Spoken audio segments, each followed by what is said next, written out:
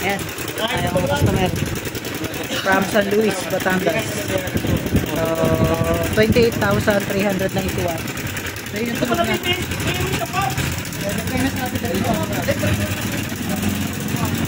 Sa malamang tension nito. Check natin, bubuksan natin. Tulak na nila hanggang dito. Layo yung galing. Ay, tulak. Wave lang malakas. Ay, saan ito pagbalik niya? Okay na. Naroon natin. So mga panalo, ito na yung ating maingay kanina. Tignan natin tensioner niya. Ayan, nag-reset na yung tensioner. Diba? Ayan ang spring, oh. Pumalas na, oh. Oh, yan, oh. Spring kayo dyan, oh. Ayan, ang mahina sa Yamaha, ang kanyang stock na tensioner. So, pwede kayong mamili kung ano ipapakabit na yun. Pwedeng stock ulit, pwedeng aftermarket, pwedeng manual tensioner, ano. So, masasuggest ko na lang is, kung ano yung napapusuan nyo, syempre. Pero ako, kakabit ko dito ay manual tensioner na, okay? So, yan, oh, si running spring nya. So, kaya maingay yung motor natin, ganyan yung nangyayari. Bumibigay yung spring nya, tapos ito yung pinakang spring nya, tapos nag-reset ng kusa. So, pag di yan naka-reset, ganito yung tsura nyan. Pero nga niya, mas pag-DJ saglit. So, pag naka-release yan, ganito yan mga kapanalo. Yan. Okay? So, pag nasira na siya, ganun na. Bumabalik ng ganyan. So, yan. Dapat ganito ang position niya nung nabunot natin pag ayos ang tensioner. So, sira na tensioner. Yan. Tapos, may major tune up na rin natin. Tapos, papaanda rin natin maya konti. So, pag umanda na ng maayos, okay na yun. Ano? So, check upin na natin lahat ang pwedeng check upin dito. Tune up na rin natin, release throttle body at injector. Palit na rin ng fuel filter kasi nasa 30,000 kilometers na to. So, major tune up na. Ika nga, no? So, FI cleaning. So, let's go. Gawin na natin. Tune up naman tayo. So, ito nga pala ipapalit natin na tensioner. Ito na yung pinakang manual, ano. So, ganyan ang itsura ng manual.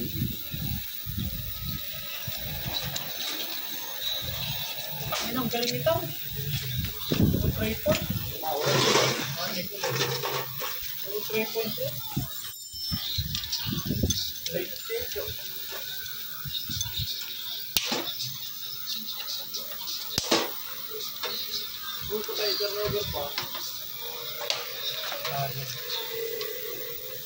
Ipeta na natin using socket na 8mm.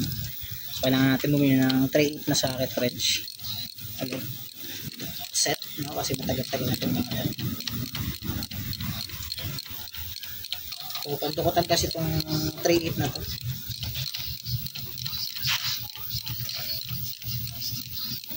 Yung pagkakabit ng tensioner, pwede nyo i-top dead center, pwede hindi. So, depende sa mag-i-install. Kami, hindi na kami nagta-top dead center. So, sa mga nagtatanong kung kailangan pa i-top dead center, pwede po, pwede hindi. Nasa nagkakabit talaga po yan. So, dapat lang marunong kayo makiramdam ng tamang higpit o tamang tight, ano, sa mga kinakabit natin. Kasi masama din yung sobra. Pwedeng masira yung ating timing chain guide, okay? So, yun yung pangit sa manual kapag namali kayo ng install. So, dapat pag pinipihit nyo to, dapat marunong kayo makiramdam. Mas maganda nito tumaandar yung makina habang pinipihit nyo para napipil nyo yung tension. Pangalawa, yung tunog ng makina. So, kahit kami dito, sanay na kami, kaya kahit patay yung makina, pwede namin ikabit to ng maayos, ano, hindi madadamage. So, dapat, yun nga, tansyado nyo, feel nyo na tama na yung tension. So, dapat ganun. Hindi basta-basta lang huhula lang tayo. Kasi marami dito ang nagpalit na ng manual tensioner na ang kaso, napapasobra na higpit, nasisira yung timing chain. So, maraming pwedeng masira sa loob, ano. So, una dyan is timing chain guide. Pangalawa is pwede tayo makabara ng daloy ng langis. Yung mga na pudpud na timing chain guide po. So, pag pumasok yun sa tawag dito, yung daloy ng langis at nabarahan yun, pwedeng masira yung buong makina natin. No? Tulad nung nakaraan, ganoon din yung senaryo. May ginawa tayo, yung umakit ng langis, yung pala, barado yung daloy ng langis natin sa makina. So, papunta dun sa head. So, kaya pala walang lumalabas na oil dito kahit anong gawin namin. Kasi yung pinakang daloy ng langis na is barado ng nasira na timing chain guide, okay? Saka yung minsan yung mga filter na local. Yung mga filter na local kasi pwede naman po talaga yan. Ang kailangan lang natin gawin is palitan natin ng mas maaga. So example, 1,000 to 1,500 lang ang ating change oil. So huwag na natin gawin 3,000. Kasi yung local na filter, nadudurog po yung rubber niyan. Okay? So yan, let's go. Tight na natin to. So gamit tayo ng 12 na box wrench. So So dito, gaya nga nasabi ko, tansyado ko na to, kaya hindi na natin kailangan pa i-top dead center. Ayan. Tapos, di ba meron tayong ano dito, guide ng hose ng coolant. So, i-atras natin ng konti itong cover na to. So, para dito sa tatama, para hindi mabutas yung ating radiator coolant hose. Tapos, i-bend natin yung bakal na yan. Huwag natin itong alisin kasi malaki yung trabaho nito. Guide niya kasi yan. So, dako na tayo sa tune-up. Tune-up natin.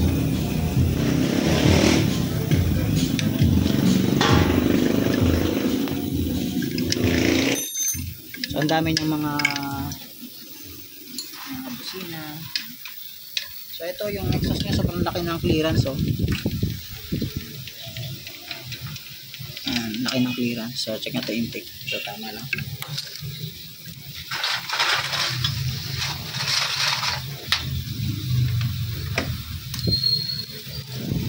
Wala tayo ng tune up. Okay, tune up time.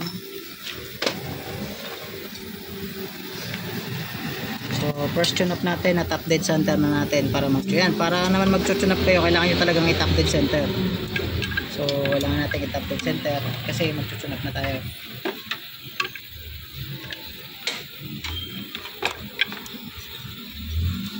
So, yung pantapit nut natin, 8mm yan.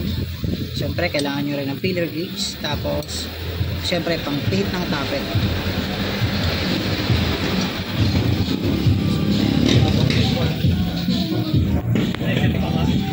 Anak na music naman, oh. May music na naman doon, tumaan. Tapos ka na tricycle. Tapos na music ng tricycle. Yan. So tapos na yung isang valve. Dito naman tayo sa kabilang valve. Alright.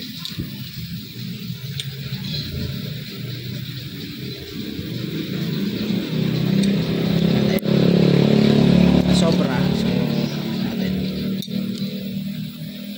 So, da-diagnose na rin natin ito mamaya para malaman natin yung pan kung umaandar ba.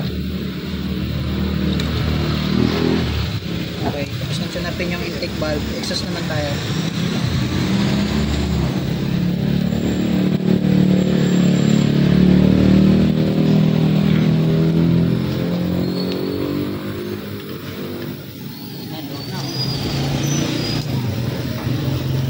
Luwag ng valve. Vibrate ang makina pag luwag.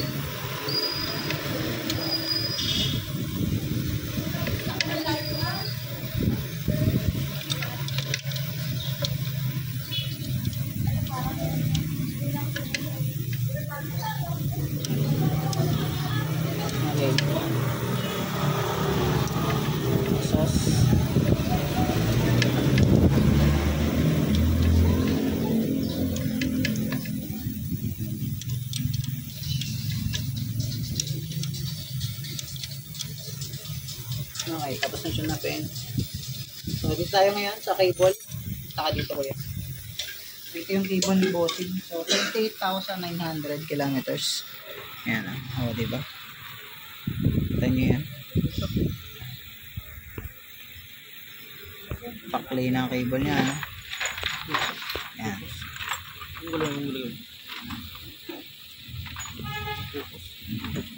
Come on.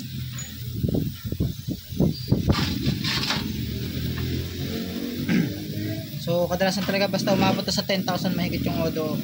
Putol na siya parehas. So, kung mapapansin nyo. Ayan. Ito yung taas at ito yung baba. Pareho na siya may tama. So, kailangan ng palitan. Ano, dahil baka kung saan na tayo magtulak dyan sa tabi-tabi. Ano, pag hindi pa natin pinatulak. So, yun guys. At natapusin namin muna ito.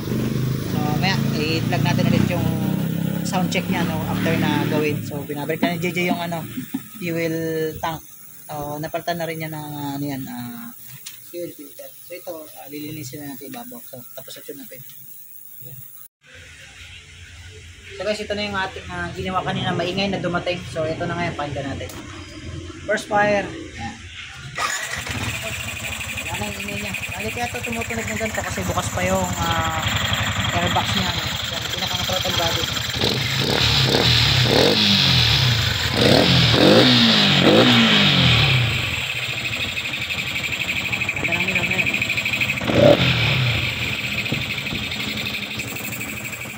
Ayun siya.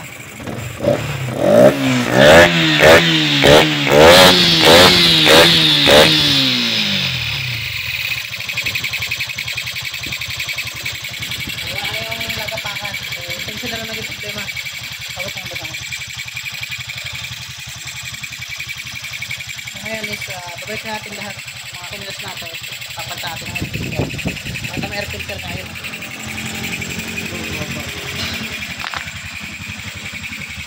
Yan, filter niya. Buhangin eh. Tingnan mo na.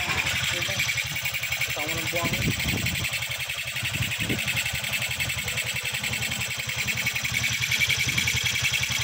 Balik natin ang kanyang airbox. At siyempre, bubuhin na natin at tapos na.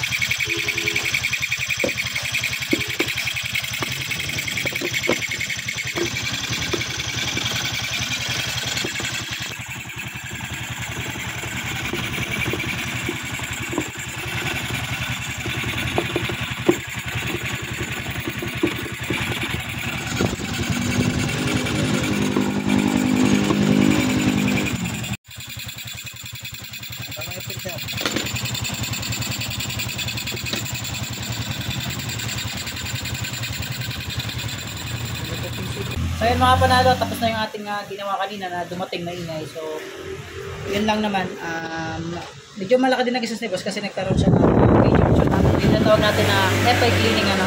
So kasali naman talaga yung pag-mapa maintenance tayo. So yun, ito, sound check natin mga panalo. So number 1 na naging sira niya is yung tensioner lang at wala nang iba pa. So pinalitan na rin namin yung cable kasi may lamat na. Yan, tahimik na siya ulit.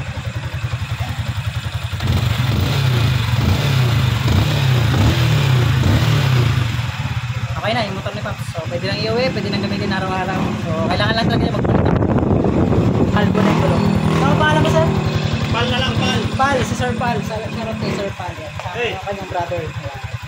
So, galing pa yan ng San Luis, Batangas City, Batangas. Okay, yun lang mga panalo. Maraming salamat.